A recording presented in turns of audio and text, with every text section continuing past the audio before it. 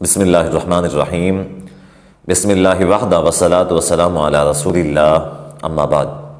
عقیقے کے احکام و مسائل کے حوالے سے جو سب سے زیادہ ضروری سمجھنے والی باتیں ہیں وہ یہ ہیں: نمبر 1، عقیقہ کا حکم کیا ہے؟ نمبر 2، عقیقے کا وقت کیا ہے، یعنی عقیقہ کب کرنا چاہیے؟ نمبر 3، عقیقے کی جانور جو ہے اس کی تفصیلات کے حوالے سے، اور نمبر 4، عقیقہ جو ہے وہ کیا اس کے بدلے میں، جانور ذبح کرنے کے بدلے میں کیا اس کی قیمت ادا کی جا سکتی ہے؟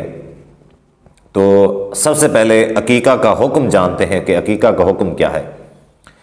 عقیقہ کے حکم کے حوالے سے اہل علم کا اختلاف ہے، کچھ اس کو سنت کہتے ہیں اور کچھ اس کو فرض کہتے ہیں۔ سنن ابی داود کے اندر حدیث ہے 2838 نبی صلی اللہ علیہ وآلہ وسلم نے فرمایا: کل غلام رہینۃ بعقیقتہ، کہ ہر بچہ اپنے عقیقے کے ساتھ مرہون ہے۔ تذبح عنہ یوم سابعہ، اس کے 7ویں دن اس کا عقیقہ ذبح کرنا چاہیے۔ ویہلق ویسمى، اس کا حلق کرنا چاہیے اور اس کا نام رکھنا چاہیے 7ویں دن۔ اب اس حدیث کے اندر ایک الفاظ ہے رہینۃ، رہینہ کا لفظ ہے جس کا معنی ہوتا ہے مرہون ہونا، معلق ہونا۔ تو جو علماء کرام اس کو فرض قرار دیتے ہیں وہ اس ایک لفظ سے استدلال کرتے ہیں۔ نمبر 1، ان کے پاس یہ ایک استدلال ہے کہ رہینۃ کا مطلب ہوتا ہے مرہون، جس کے حوالے سے امام احمد بن حنبل رحمہ اللہ اس کی کچھ تشریح یہ کرتے ہیں: رہینہ کا مطلب مرہون یہ ہے یا معلق ہے کا مطلب یہ ہے کہ جب تک والدین اس کا عقیقہ نہیں کرتے، اگر وہ بچپن میں فوت ہو جاتا ہے تو اس کا یہ ہے کہ حدیث کے اندر آتا ہے کہ وہ قیامت کے دن اپنے والدین کی سفارش کرے گا، کیونکہ معصوم ہوتے ہیں، پھر وہ ان کا کوئی گناہ نہیں ہوتا، قیامت کے دن اپنے والدین کے لیے وہ سفارش کرے گا۔ تو وہ چونکہ مرہون ہوتا ہے تو وہ ایسا بچہ جس کا عقیقہ نہ کیا ہوا ہو وہ جو ہے اپنے والدین کی سفارش نہیں کرے گا۔ دوسرا یہ کہ جب بڑا ہو جاتا ہے کوئی آدمی تو پھر یہ ہے کہ وہ اعمال کرتا ہے، نیک اعمال، تو نیک اعمال میں اس کے والدین کو بھی حصہ ملتا ہے، جو بھی نیک کام کرتا ہے، دعائیں کرتا ہے وغیرہ وغیرہ۔ تو اگر والدین نے اس کا عقیقہ نہیں کیا تو وہ ان کے کھاتے میں پھر اس کی طرف سے نیک اعمال نہیں آئیں گے۔ رہینہ کا مطلب یہ ہے۔ تو جو علماء کرام اس کو فرض قرار دیتے ہیں وہ اس ایک لفظ سے استدلال کرتے ہیں کہ رہینہ کا مطلب ہے مرہون۔ اور دوسرا لفظ ہے، دوسری حدیث کے اندر الفاظ ہیں کہ احریق عنہ دمن، کہ اس کی طرف سے خون بہاؤ، یہ امر کا صیغہ ہے۔ تو وہ کہتے ہیں دیکھیں ایک تو مرہون بھی ہے، دوسرا امر کا صیغہ نبی صلی اللہ علیہ وسلم نے یہاں پہ استعمال فرمایا ہے، تو لہٰذا یہ فرض ہے۔ تو واللہ عالم یہ فرض ہے یا سنت ہے، اللہ ہی بہتر جانے، لیکن یہ جو احادیث ملتی ہیں ان سے کم یہ ثابت ہوتا ہے کہ اس کو کسی بھی صورت ترک نہیں کرنا چاہیے۔ نبی صلی اللہ علیہ وسلم نے اس کی بہت زیادہ اہمیت بتائی ہے۔ حدیث کے اندر آتا ہے کہ نبی صلی اللہ علیہ وسلم نے اپنا خود کا عقیقہ بھی کیا تھا، اور حسن و حسین کا عقیقہ بھی نبی صلی اللہ علیہ وسلم نے کیا تھا، اور نبی صلی اللہ علیہ وسلم نے عقیقے کے حوالے سے بہت زیادہ احادیث وارد ہوتی ہیں۔ تو زیادہ صحیح جو معلوم ہوتا ہے وہ فرضی معلوم ہوتا ہے، لیکن اگر فرض نہ بھی ہو تو بھی یہ کم سے کم سنت مؤکدہ ضرور بنتا ہے۔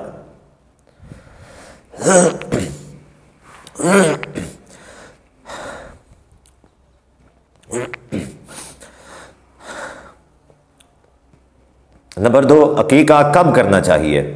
اس حوالے سے جیسا کہ آپ نے حدیث سنی کہ نبی صلی اللہ علیہ وسلم نے 7ویں دن کے حوالے سے فرمایا کہ اس کے عقیقے کا جانور ذبح کرنا چاہیے اور اس کا حلق کرنا چاہیے، اس کا نام رکھنا چاہیے۔ اس کی مختصر سی تفصیل یہ ہے کہ 7ویں دن سے پہلے عقیقہ جائز نہیں ہے۔ 7ویں دن جو ہے یہ عقیقہ ادا ہے۔ اگر کوئی عقیقہ کرتا ہے یہ سنت بھی ہے اور ادا بھی ہے، اس نے یعنی کہ یہ جو سنت ہے اس کو ادا کر دیا ہے۔ اب جو 7ویں دن کے بعد ہے، کوئی عذر کی بنا پہ یا کوئی جان بوجھ کے نہیں کرتا تو وہ قضا ہے، وہ ادا نہیں ہے۔ تو اس کی مختصر سی تفصیل یہ ہے، سنت طریقہ یہی ہے کہ 7ویں روز اس کا عقیقہ کرنا چاہیے بچے کا۔ تیسرا مسئلہ عقیقہ کے جانور کے حوالے سے، حدیث میں آتا ہے نبی صلی اللہ علیہ وآلہ وسلم نے فرمایا: عن الغلام شاتان وعن الجاریۃ واحدۃ، کہ بچے کی طرف سے، یعنی جو ایسے سمجھ لیں مذکر بچہ ہوتا ہے لڑکا، اس کی طرف سے نبی صلی اللہ علیہ وسلم نے فرمایا کہ 2 بکریاں، وعن الجاریۃ واحدۃ، اور لڑکی کی طرف سے 1 بکری۔ لا یضرکم ذکرانا کن اناثا، کہ ان میں مطلب یہ ہے کہ نبی صلی اللہ علیہ وسلم نے فرمایا کہ چاہے وہ دونوں بکریاں ہو جائیں یا دونوں بکرے ہو جائیں، یا پھر یہ ہے کہ ایک بکری لڑکی کی طرف سے ہو، تو مذکر و مؤنث کا اس میں کوئی نقصان نہیں ہے کہ کوئی اگر مذکر 2 بکریاں کرنا چاہتا ہے، 2 بکرے کرنا چاہتا ہے، یا لڑکی کی طرف سے ایک بکرا یا ایک بکری کرنا چاہتا ہے، اس حوالے سے کوئی اختلاف نہیں ہے۔ دوسری بات یہ ہے کہ کچھ لوگ جو ہوتے ہیں وہ یہ ہوتے ہیں کہ کہتے ہیں کہ گائے بھینس اونٹ وغیرہ جو بڑے جانور ہیں ان کی طرف ان کا عقیقہ کرنا، تو ان کا عقیقہ کرنا ناجائز ہے، سنت سے ثابت نہیں ہے، یہ ایک غلط امر ہے جو لوگ اس طرح کا کرتے ہیں۔ جیسا کہ حدیث میں آتا ہے عبد الرحمن بن ابی بکر کہ ہاں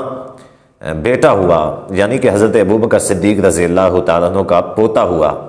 تو کہنے والوں نے سیدہ عائشہ صدیقہ رضی اللہ تعالیٰ عنہ کا چونکہ وہ بھتیجا تھا، تو ان سے کسی نے کہا کہ آپ اونٹ کا عقیقہ کر لیں، تو انہوں نے کہا کہ معاذ اللہ، ہم اونٹ کا عقیقہ کیوں کریں، ولیکن ما قال رسول اللہ صلی اللہ علیہ وسلم الشاتان مکافاتان، کہ جبکہ رسول اللہ صلی اللہ علیہ وآلہ وسلم نے فرمایا کہ 2 بکریاں جو ہیں وہ اس کو کفایت کر جاتی ہیں، تو اونٹ کا عقیقہ کیوں کریں، جبکہ اونٹ کا عقیقہ جو ہے وہ نبی صلی اللہ علیہ وآلہ وسلم سے ثابت نہیں ہے، چاہے وہ اونٹ ہو، گائے ہو، یا پھر بھینس ہو، کوئی بھی بڑا جانور ہو۔ اب دیکھیں بھیڑ ہے یا بکری ہے یا اس کی اقسام میں سے جو قسمیں ہیں، دمبے وغیرہ ہیں، تو وہ کرنے چاہیے، وہ حدیث سے ثابت ہیں، ان کو کرنا چاہیے، جبکہ جو بڑے جانور ہوتے ہیں یہ چونکہ ثابت نہیں ہے اور ان کا عقیقہ کرنا بھی نہیں چاہیے۔ اب تیسرا یہاں پہ سمجھنے والا مسئلہ یہ ہوتا ہے کہ لوگ قربانی، اس کا عقیقہ کا جانور کیسا ہونا چاہیے۔ عقیقہ کے جانور کے حوالے سے یہ ہے کہ اس کے اندر اگرچہ قربانی والی شرائط نہیں ہے، احادیث میں عقیقے کے جانور کے حوالے سے کوئی قربانی والے جانوروں کی تخصیص نہیں ہے، وہ والی شرطیں کوئی خاص، لیکن بہتر طریقہ یہی ہے۔ اب شیطان کا لفظ استعمال ہوا ہے تو بکری پھر بکری ہی ہونی چاہیے، اس سے یہ نہیں ہے کہ چھوٹی ہو، اس سے مطلب اس کا بکری کا بچہ ہو، تو یہ چیز نہیں چلے گی، پورا جانور ہو، بکری ہو، بکرا ہو، پورا بکرا ہو، تو اس کے جو عیوب وغیرہ ہیں بہتر تو یہی چیز ہے، پھر عیب نہیں ہونے چاہیے اللہ کے راستے میں چونکہ خرچ کر رہے ہیں، لیکن اگر کوئی خاص عیب ہے تو نہیں ہونا چاہیے، چھوٹا موٹا کوئی عیب ہے تو اس میں وہ چل جائے گا، کیونکہ قرآن و حدیث میں اس کی کوئی قربانی والی شرائط جو ہیں اس کا کوئی خاص تذکرہ نہیں آیا ہے۔ تو یہ شرط ضروری نہیں ہے کہ جو قربانی والی شرطیں ہیں وہ عقیقے کے اندر بھی وہی شرطیں ہونی چاہیے۔ اب جو چوتھا مسئلہ ہے وہ ہے عقیقہ کے بدلے میں قیمت ادا کرنا، یعنی کہ ایک شخص ہے وہ کہتا ہے میں عقیقہ نہیں کرتا، اللہ کے راستے میں اتنے پیسے ادا کر دیتا ہوں، تو یہ طریقہ صحیح نہیں ہے، ایسا نہیں کرنا چاہیے، کیونکہ احادیث سے یہی ثابت ہوتا ہے کہ نبی صلی اللہ علیہ وسلم نے عقیقہ کیا ہے تو عقیقہ ہی کرنا چاہیے، اس کی قیمت ادا نہیں کرنی چاہیے، یہ طریقہ صحیح نہیں ہے، قیمت ادا کرنا احادیث میں کہیں سے بھی ثابت نہیں ہوتا، لہٰذا عقیقے کے بدلے میں عقیقہ ہی کرنا چاہیے۔ نبی صلی اللہ علیہ وسلم نے خون بہانے کا، جانور ذبح کرنے کا حکم دیا ہے تو جانور ہی ذبح کرنا چاہیے، خون ہی بہانا چاہیے، اس کی قیمت نہیں ادا کرنی چاہیے۔